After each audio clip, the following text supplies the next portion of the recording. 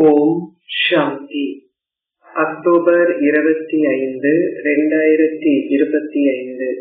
காலை முரளி பாப்தாதா, மதுபன். இனிமையான குழந்தைகளே, நீங்கள் சங்கமயுகத்தில் மாத்திரமே ஆத்ம உணர்வுடையவர்கள் ஆகுவதற்கான முயற்சியை செய்ய வேண்டும். நீங்கள் சத்யுகத்திலோ அல்லது கலியுகத்திலோ இவ்வாறான சிரமப்பட அவசியமில்லை. கேள்வி: ஸ்ரீ கிருஷ்ணரின் பெற்றோரின் பெயர்களை விட ஸ்ரீ கிருஷ்ணரின் பெயர் மிகவும் பிரபல்யமாக இருப்பது ஏன்? பதில்: 1. ஸ்ரீ கிருஷ்ணர் பிறப்பதற்கு முன்னர் வேறு எவருமே யோக சக்தியின் மூலம் பிறப்பெடுக்காததால் ஆகும். கிருஷ்ணருடைய பெற்றோரும் யோக சக்தியின் மூலம் பிறக்கவில்லை. 2. ராதை மற்றும் கிருஷ்ணரின் ஆத்மாக்களே முழுமையான கர்மாதீத் நிலையை அடைவதுடன் முழுமையான சத்கதியையும் பெறுகிறார்கள். பாவ ஆத்மாக்கள் எவரும் இல்லாத பொழுது வைகுந்தம் என்று அழைக்கப்படுகின்ற தூய புதிய அழகான உலகில் ஸ்ரீ கிருஷ்ணர் பிறப்பெடுக்கின்றார். 3. ஸ்ரீ கிருஷ்ணரின் ஆத்மாவே சங்கம யுகத்தில் அதிக அளவு முயற்சி செய்கின்றார். இதனாலேயே அவரது பெயர் போற்றப்படுகிறது. ஓம் சாந்தி. ஆன்மீக தந்தை இங்கு அமர்ந்திருந்து இனிமையிலும் இனிமையான ஆன்மீக குழந்தைகளாகிய உங்களுக்கு விளங்கப்படுத்துகின்றார். ஒவ்வொரு 5000 வருடங்களுக்கும் ஒரு முறை அவர் வந்து குழந்தைகளாகிய உங்களுக்கு கற்பிக்கின்றார்.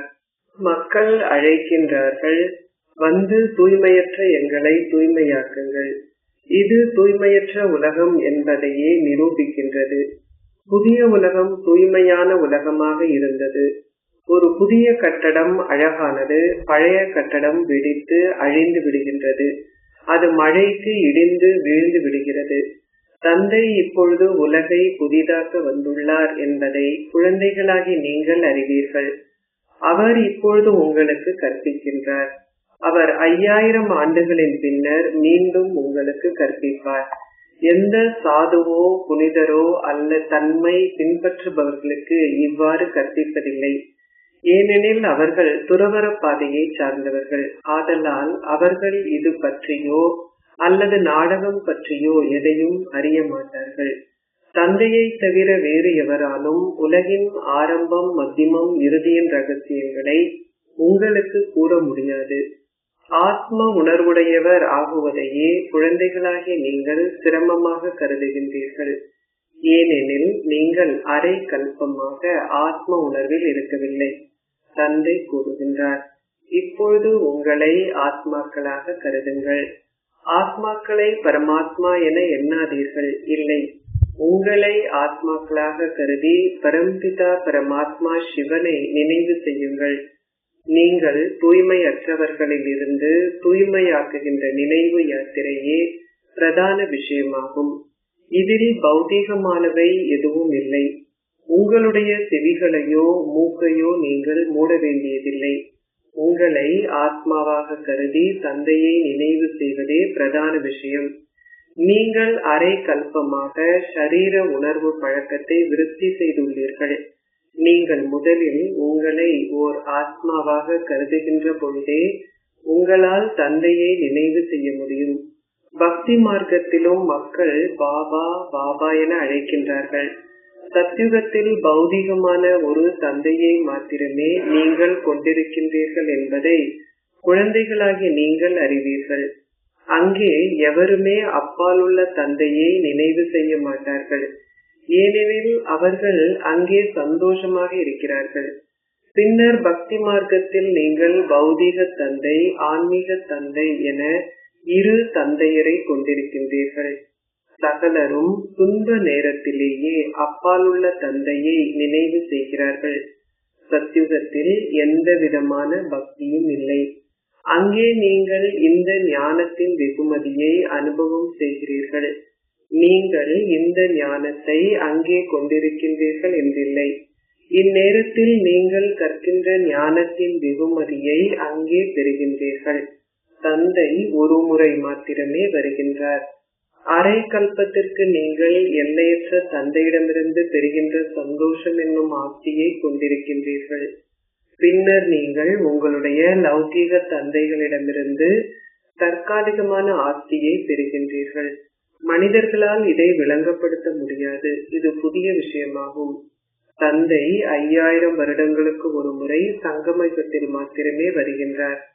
கலியுக இறுதியிலும் சத்தியயுக ஆரம்பத்திலும் இரண்டிற்கும் இடையே சங்கமத்திலேயே தந்தை மீண்டும் ஒரு முறை புதிய உலகை ஸ்தாபிப்பதற்கு வருகின்றார். புதிய உலகில் அது லக்ஷ்மி நாராயணனின் ராஜ்யமாக இருந்தது.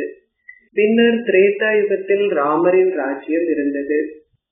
உருவாக்கப்பட்டுள்ள தேவர்களின் அனைத்து படங்களும் பக்தி மார்க்க சம்பிரதாயங்களாகும். தந்தை கூறுகின்றார், அவை அனைத்தும் மறந்து விடுங்கள். இப்பொழுது உங்களுடைய வீட்டையும் புதிய உலகையும் நினைவு செய்யுங்கள். ஞான பாதையே புரிந்துணர்விற்கான பாதையாகும். இந்த பாதையின் மூலம் நீங்கள் 21 பிறவிகளுக்கு விவேகமானவர்கள் ஆகின்றீர்கள். அங்கே எந்தவிதமான துன்பமும் இல்லை. சத்தியுகத்தில் உள்ள எவருமே தமக்கு அமைதி வேண்டும் என கூற மாட்டார்கள். யாசிப்பதை விட இறப்பதே மேல் என்ற ஓர் கூற்று உள்ளது. நீங்கள் கடவுளிடம் எதையுமே வேண்டாத வகையில் தந்தை உங்களை செல்வந்த தேவர்கள் ஆக்குகின்றார். இங்கு மனிதர்கள் ஆசீர்வாதங்களை வேண்டுகிறார்கள். போப்பரசர் வரும் பொழுது மக்கள் ஆசீர்வாதங்களை பெற செல்கிறார்கள். போப்பரசர் பலருக்கு திருமண சடங்குகளையும் நடத்தி வைக்கின்றார். பாபா அந்த விஷயங்களை செய்வதில்லை. கடந்த காலத்தில் பக்தி மார்க்கத்தில் நடைபெற்றவை அனைத்தும் இப்பொழுது மீண்டும் இடம்பெறுகிறது. அது மீண்டும் இடம்பெறும். நாளுக்கு நாள் பாரதம் மேலும் வீழ்ச்சி அடைகிறது. நீங்கள் இப்பொழுது சங்கம யுகத்திலும் மற்றவர்கள் கலியுகத்திலும் உள்ளார்கள். அவர்கள் இங்கு வரும் வரையில் இது சங்கம யுகமா அல்லது கலியுகமா என்பதை அவர்களால் புரிந்து கொள்ள முடியாது. ஒரே குடும்பத்தில் குழந்தைகள் தாங்கள் சங்கமயுகத்தில் இருப்பதாக நம்புகிறார்கள். ஆனால் அவர்களின் தந்தையோ தான் கலியுகத்தில் இருப்பதாக கூறக்கூடும். அப்பொழுது அதிக அளவு சிரமம் உள்ளது. உணவு பானத்தில் அதிக அளவு சிக்கல் ஏற்படுகிறது. சங்கமயுகத்திற்கு சொந்தமான நீங்களே தூய உணவை உண்பவர்கள். தேவர்கள் ஒரு பொழுதும் வெங்காயம் போன்றவற்றை உண்பதில்லை. தேவர்கள் விகாரமற்றவர்கள் என அழைக்கப்படுகின்றனர். பக்தி மார்க்கத்தில் உள்ள அனைவரும் தமோ பிரதானம் ஆகியுள்ளார்கள். தந்தை கூறுகின்றார், இப்பொழுது சதோ பிரதானம் ஆகுங்கள். ஆத்மாக்கள் முதலில் சதோ பிரதானமாக இருந்து இப்பொழுது தமோ பிரதானம் ஆகியுள்ளார்கள் என்பதை எவரும் புரிந்து கொள்வதில்லை. ஏனெனில் ஆத்மாக்கள் செயல்களின் விளைவுக்கு அப்பாற்பட்டவர்கள் என அவர்கள் கருதுகிறார்கள். ஒவ்வொரு ஆத்மாவும் பரமாத்மா என அவர்கள் கூறுகிறார்கள். தந்தை கூறுகின்றார், நான் மாத்திரமே ஞான கடலாவேன். இந்த தேவ தர்மத்திற்கு சொந்தமான அனைவரும் வந்து தங்களுடைய ஆஸ்தியை மீண்டும் ஒரு முறை பெற்றுக் கொள்வார்கள். இப்பொழுது மரக்கன்று நாட்டப்படுகிறது. எவரேனும் ஒருவர் உயர்ந்ததோர் அந்தஸ்தை பெற தகுதியானவர்கள் அல்ல என்பதை உங்களால் புரிந்து கொள்ள முடியும். சிலர் வீடு திரும்பி திருமணம் செய்து தொடர்ந்தும் அழுக்காகிறார்கள். அவர்களால் உயர்ந்ததோர் அந்தஸ்தை பெற முடியாது என விளங்கப்படுத்தப்பட்டுள்ளது. ஓர் ராஜ்யம் ஸ்தாபிக்கப்படுகிறது. தந்தை கூறுகின்றார், நான் உங்களை அரசர்களுக்கெல்லாம் அரசர்கள் ஆக்குகின்றேன். ஆகையினால் பிரஜைகளும் நிச்சயமாக உருவாக்கப்பட வேண்டும். வேறு எவ்வாறு நீங்கள் ராஜ்யத்தை அடைவீர்கள்?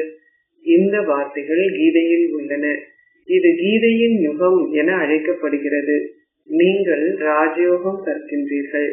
ஆதி சனாதன தேவி தேவதா தர்மத்தின் அஸ்திவாரம் இப்பொழுது இடப்படுகிறது என்பதை நீங்கள் அறிவீர்கள். சூரிய வம்ச சந்திரவம்ச ராஜ்யங்கள் ஸ்தாபிக்கப்படுகின்றன. பிராமண குலம் ஸ்தாபிக்கப்பட்டுள்ளது. பிராமணர்களே பின்னர் சூரிய சந்திர வம்சத்தினர் ஆகின்றார்கள். மிக நன்றாக முயற்சி செய்பவர்கள் சூரிய வம்சத்தினர் ஆகுவார்கள். மற்ற மத ஸ்தாபகர்கள் வெறுமனே தங்களுடைய சொந்த மதத்தை ஸ்தாபிப்பதற்கு வருகிறார்கள். பின்னர் அந்த மதத்தை சார்ந்த ஆத்மாக்கள் அவர்களது சமயம் தொடர்ந்தும் விரிவடைவதால் தொடர்ந்தும் அவர்களை பின்பற்றி கீழே வருகின்றனர். உதாரணமாக கிறிஸ்துவ மதத்தின் விதை கிறிஸ்துவே ஆவார். உங்களுடைய விதை யார்? தந்தையே ஆவார். ஏனெனில் அவர் பிரம்மாவின் மூலம் ஸ்வர்க்கத்தை ஸ்தாபனை செய்கின்றார். பிரம்மா மக்களின் தந்தை, பிரஜாபிதா என அழைக்கப்படுகின்றார். அவர் படைப்பவர் என அழைக்கப்படுவதில்லை. குழந்தைகள் அவர் மூலமே தத்தெடுக்கப்படுகின்றனர். பிரம்மாவுமே படைக்கப்பட்டவர் அல்லவா? தந்தை இவருக்குள் பிரவேசித்து இவரை படைக்கின்றார். சிவ் பாபா கூறுகின்றார், நீங்கள் என்னுடைய குழந்தை. பிரம்மா கூறுகின்றார், நீங்கள் என்னுடைய ஷரீரதாரி குழந்தைகள். நீங்கள் அழுக்காகவும் அவலட்சணமாகவும் ஆகிவிட்டீர்கள். நீங்கள் இப்பொழுது பிராமணர்கள் ஆகியுள்ளீர்கள். இந்த சங்கம யுகத்திலேயே நீங்கள் அதிமென்மையான தேவர்கள் ஆகுவதற்கு முயற்சி செய்கிறீர்கள். தேவர்களும் சூத்ரர்களும் இந்த முயற்சியை செய்ய வேண்டியதில்லை. பிராமணர்களாகிய நீங்களே தேவர்கள் ஆகுவதற்கு முயற்சி செய்ய வேண்டும். தந்தை சங்கம யுகத்தில் மாத்திரமே வருகின்றார்.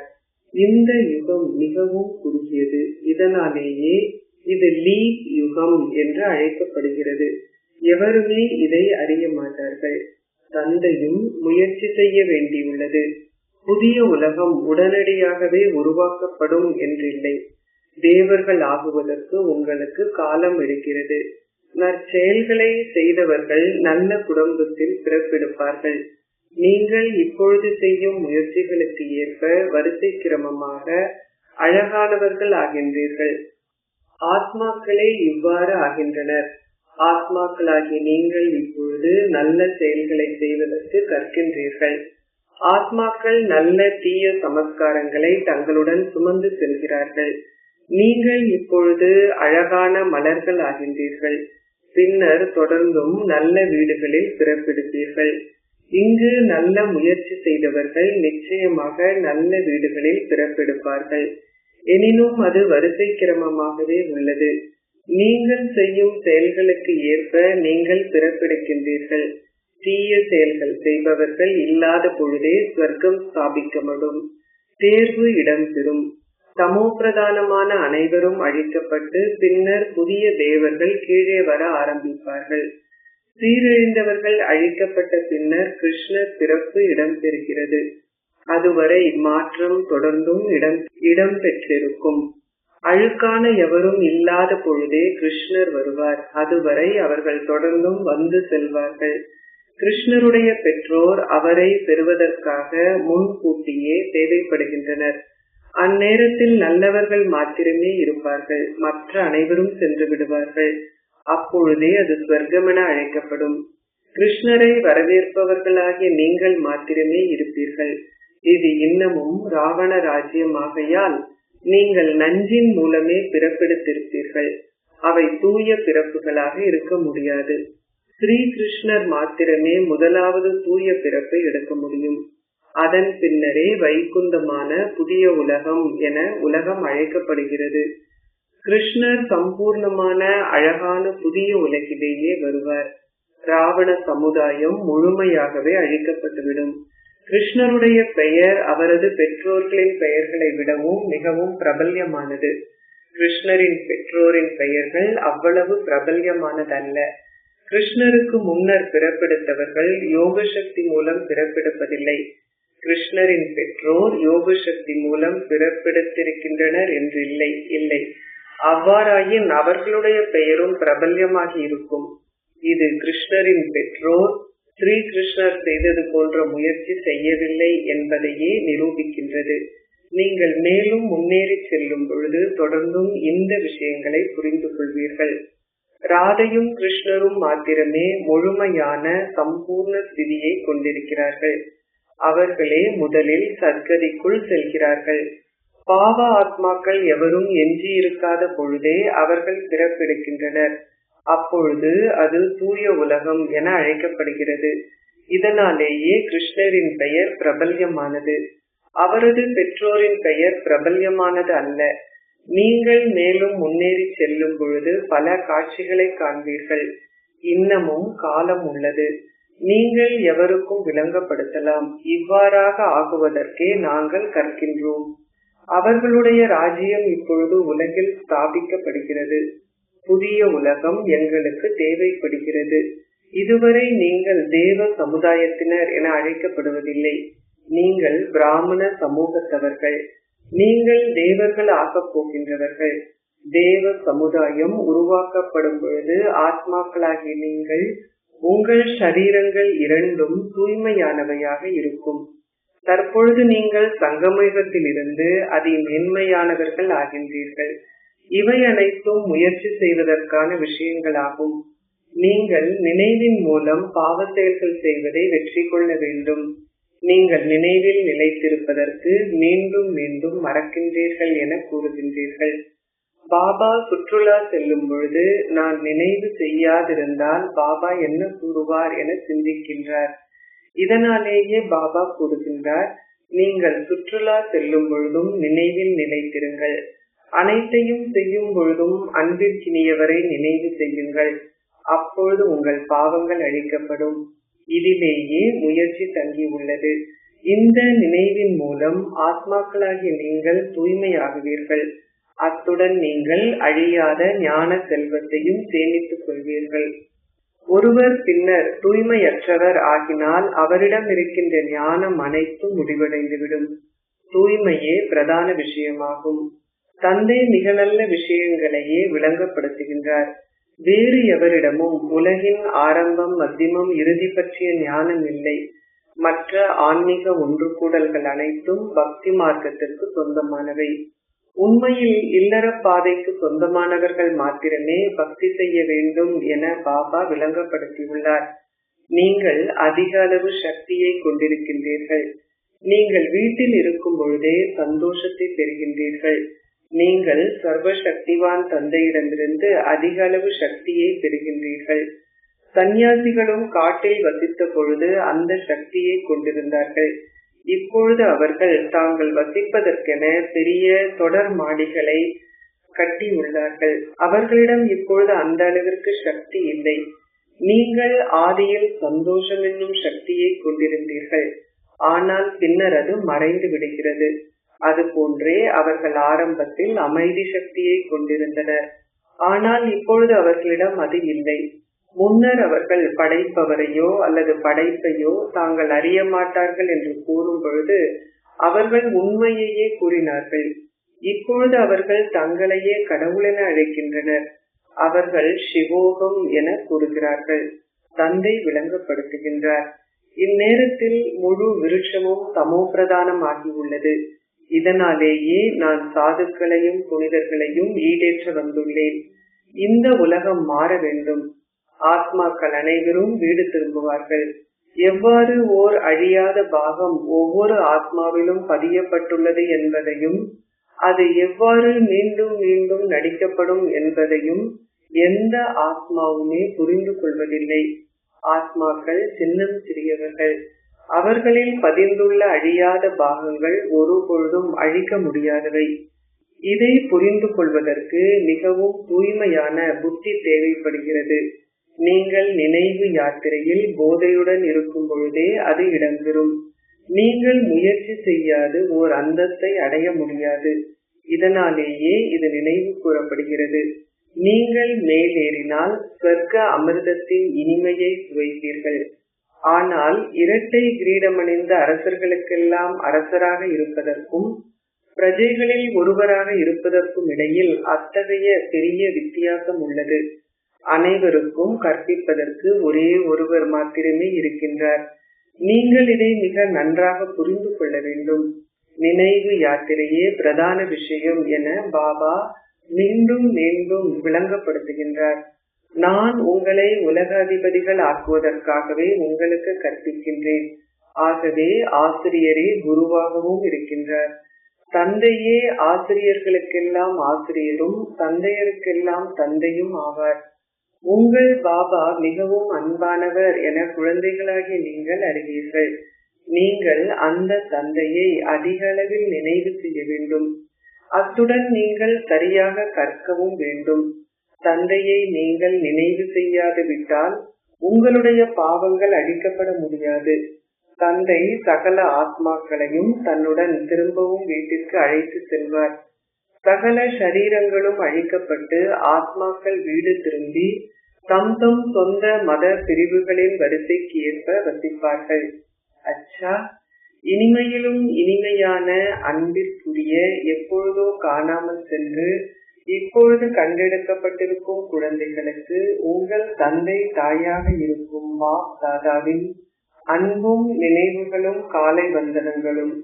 ஆன்மீக தந்தை ஆன்மீக குழந்தைகளுக்கு நமஸ்தே கூறுகின்றார். ஆன்மீக குழந்தைகள் ஆன்மீக தந்தைக்கு நமஸ்தே கூறுகின்றோம். தாரணைக்குரிய முக்கிய சாரம்: உங்கள் புத்தியை தூய்மையாக்குவதற்கு போதையுடன் நினைவு யாத்திரையில் நிலைத்திருங்கள். அனைத்தையும் செய்கின்ற பொழுதும் ஒரே ஒரு அன்பிற்கினியவரை நினைவு செய்வதனால் நீங்கள் பாவ செயல்களை வென்றவர்கள் ஆகுவீர்கள். 2. இந்த குறுகிய யுகத்தில், லீப் யுகத்தில், ஒரு சாதாரண மனிதரிலிருந்து ஒரு தேவராக மாறுவதற்கு முயற்சி செய்யுங்கள். நற்செயல்களை செய்து நல்ல சமஸ்காரங்களை கிரகிப்பதால் நீங்கள் நல்ல குடும்பத்திற்குள் செல்வீர்கள். ஆசீர்வாதம்: உங்களுடைய ஆன்மீக ஒளிகளால் சூழலை மாற்றுகின்ற சேவையை செய்து வெற்றி சுரூபம் ஆகுவீர்களாக. பௌதிக உலகில் நீங்கள் எந்த வர்ண ஒளியை பயன்படுத்துகின்றீர்களோ அதற்கேற்றாற் போன்று சூழல் உருவாகிறது. அது பச்சை நிற ஒளியாயின் அப்பொழுது எங்கும் பச்சை ஒளியாக இருக்கும். சிவப்பு ஒளியை நீங்கள் பயன்படுத்தும் பொழுது அது நினைவு செய்வதற்கான சூழலை உருவாக்குகிறது. பௌதீக ஒளிகளால் சூழலை மாற்ற முடிகின்ற போது வெளிச்ச வீடாகிய உங்களால் உங்கள் தூய்மையினதும் சந்தோஷத்தினதும் ஒளியினால் சூழலை மாற்றுகின்ற சேவையை செய்வதன் மூலமாக வெற்றி சுரூபங்கள் ஆக முடியும். பௌதீக ஒளிகளை கண்களால் காண முடியும், ஆனால் ஆன்மீக ஒளிகளை அவற்றை அனுபவம் செய்வதன் மூலமே அறிந்து கொள்ள முடியும். ஸ்லோகம்: வீணான விஷயங்களில் உங்கள் நேரத்தையும் எண்ணங்களையும் வீணடிப்பதே தூய்மையின்மை ஆகும். அவ்யக்த இஷாரா: தனக்காகவும் மற்ற அனைவருக்காகவும் மனதின் மூலம் யோக சக்திகளை பரிசோதனை செய்யுங்கள். எந்த ஒரு பொக்கிஷத்தையும் மிக குறைவாக பயன்படுத்தி அதனை கொண்டு மிக அதிக அளவு பேறுகளை பெற முடிவதே யோகத்தினால் பரிசோதனை செய்வதாகும். குறைவாக உழைத்து அதிக அளவு வெற்றி ஈட்டுதல் என்ற வழிமுறையினால் பரிசோதனை செய்யுங்கள். நேரமும் எண்ணங்களும் மேன்மையான பொக்கிஷங்களாகும். எனவே வெகு சில எண்ணங்களை கொண்டிருந்த போதிலும் அதிக அளவு பேறுகளை அனுபவம் செய்யுங்கள். சாதாரண மனிதர்கள் 2 to 4 நிமிடங்கள் சிந்தித்த பின்னரே ஒரு விஷயத்தில் வெற்றியீட்டுகிறார்கள். ஆனால் உங்களால் ஓரிரு வினாடிகளில் அதனை அடைய முடியும். இதுவே குறைந்த செலவின் மூலமாக அதிக அளவு மகிமைப்படுத்துதல் எனப்படுகிறது. குறைவாக செலவழித்து 100% பேறுகளை அடைந்து இந்த முறையின் மூலமாக பிறருக்கு சேவை செய்தல், தான தர்மங்கள் செய்தல் போன்றவற்றால் உங்களிடம் உள்ள நேரத்தையும் எண்ணங்களையும் சேமிப்பு செய்யுங்கள். இதுவே யோகத்தால் பரிசோதனை செய்தல் என்பதாகும். ஓம் சாந்தி.